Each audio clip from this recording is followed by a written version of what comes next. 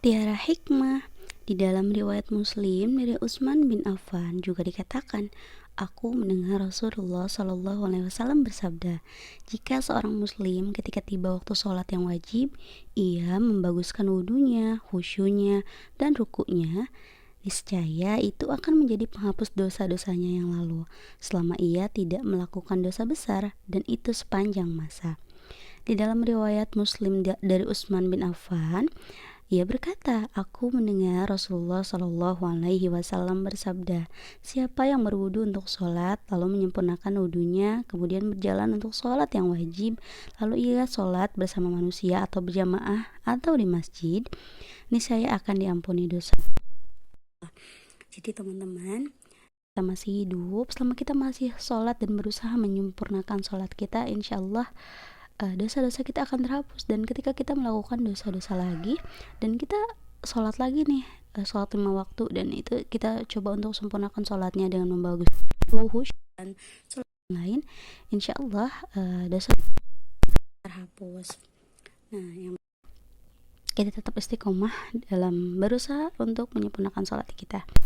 Ada juga teman-teman riwayat mengatakan, nah di bagian sini dari Abu Hurairah radhiyallahu anhu, ia berkata, aku pernah mendengar Rasulullah Shallallahu Alaihi Wasallam bersabda, apakah menurut kalian jika ada sebuah sungai di pintu rumah salah seorang dari kalian, lalu ia mandi 5 kali sehari, apakah masih akan tersisa suatu kotoran di tubuhnya? Nah, para sahabat menjawab, tidak ada atau tidak akan tersisa suatu kotoran sedikit pun.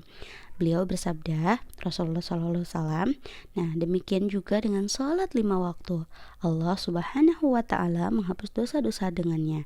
Diriwayatkan oleh Bukhari dan Muslim, Tirmizi dan Nasai. Nah, itu dia teman-teman perumpamaan gitu. Orang yang sholat 5 waktu seperti orang yang udah mandi 5 kali gitu. Jadi kotoran-kotoran atau dosa-dosa itu luntur bersama wudhu itu atau sholat-sholat itu. Ada juga nih hadis yang lain, hadis yang dikatakan bahwa dari Tariq bin Syihab bahwa dia pernah bermalam di rumah Salman Al-Farisi untuk melihat kesungguhan ibadahnya. Jadi ada yang pengen nginep nih, tapi tujuannya adalah melihat kesungguhannya dalam beribadah kayak gimana sih gitu.